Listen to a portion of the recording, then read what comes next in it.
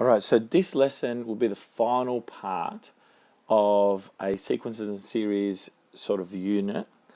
And what happens is that there's a unique sort of set of limiting sums in geometric series or sequences or progressions, okay, that will converge to a number so that they'll have an infinite sum per se.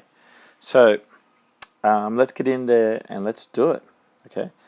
So here we have is the formulas from the formula sheet, all right?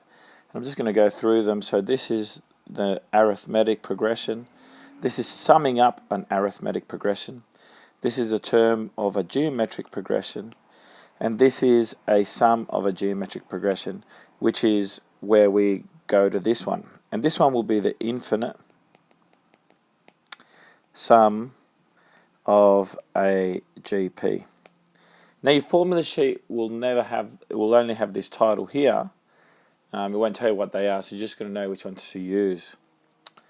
Okay, so what I'm going to do is start with something like, let's say R equals a half, because these only occur when R is less than 1 and greater than -1. So essentially, it happens when your ratio is a fraction or a decimal, but we'll always try use fractions.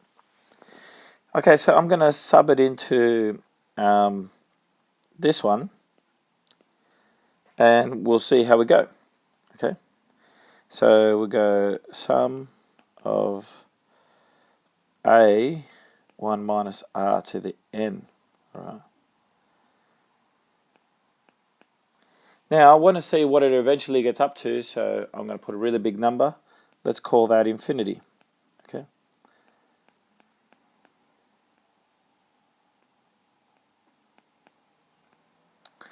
Now our r, we know we've selected, is a half, so let's sub that in. Half to the infinity over 1 minus a half. So 1 minus a half is just simply a half. So we'll get a half.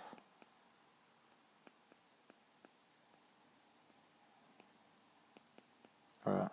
Now what I want to look at is this term here. All right, if I go a half to the power of 2, I get a quarter. If I go to the power of 3, I'll get an eighth. Okay. What if I put a half to the power of 10? And why don't we do that? Because that's what's happening in here. If we're going to go to infinity, we're going to get to some pretty big numbers. So we go a half to the power of, I'm trying to do it here in my calculator.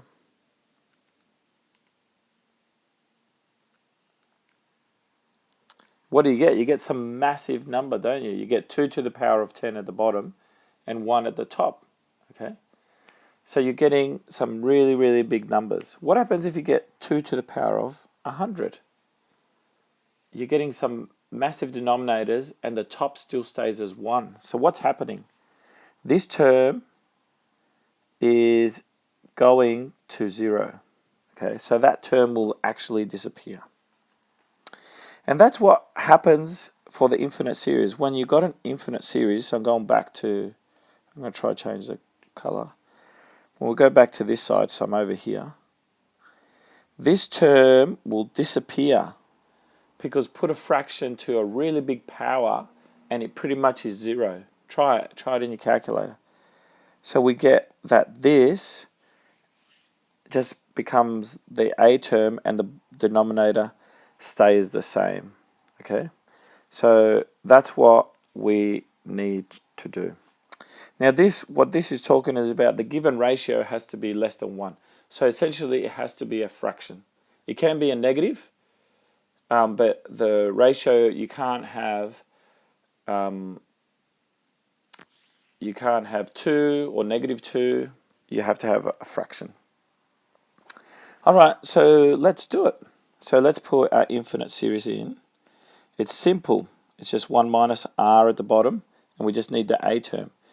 These are limiting sums, all right? So let's find it. Let's do a. Okay, so to find R, we need three terms, and we've got three terms there. So remember, we've got T3 over T2 is equal to T1 over T2 over T1. T3 that's T3, that's T2, that's T1, T4. So 4 over 16 is equal to 16 over 64, and we should get the same amount, and we get therefore R equals a quarter. Okay. All right, let's substitute this into our infinite series. So I'm going from there to here. Our first term is 64, and then we go 1 minus a quarter. So we get 64 over 3/4. And we'll put that in the calculator.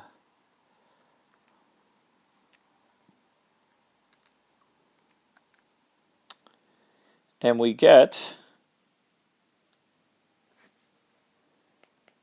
85 1/3 as that.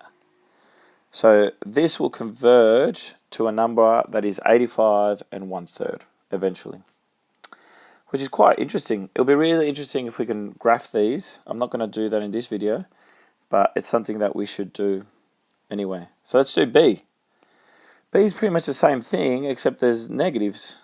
Let's have a look at these negatives. I'll just show you there and there. Okay, so the ratio will be the same, except it'll be R equals negative a quarter. So let's substitute it into the same thing. It'll be 64 over 1 plus a quarter. So that's going to be 64 over 5 on 4. So let's do that in the calculator again. So 64 divided by 5 on 4. And we get that the infinite series is 51 1/5. All right. So that's where this set of numbers, these set of numbers converge to this number. All right. So it'd be really cool to see that happening as well. So limiting sums, that's just the way they work. I'm just going to do one other example. And this one is find the ratio. So we're not finding the limiting sum of the limiting sum of 8. So we know what it equals. So the limiting sum equals 8. All right. And the first term is 4. So we're going to dump that on the page. First term is 4. So let's just substitute that into the formula using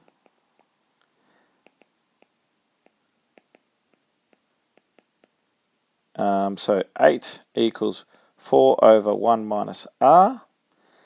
And so what I'll do is I'll cross multiply. So I get 1 minus R equals a half. I'll show you where I get the half from.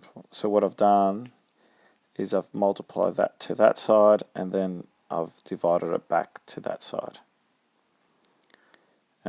If you don't get it, please ask me. Okay, so we've got 1 minus R equals a half. So I will move the R to the other side. So let's go 1 equals a half plus R, which is really good. So therefore R equals a half, because I've just minused a half on this side and minused a half on that side.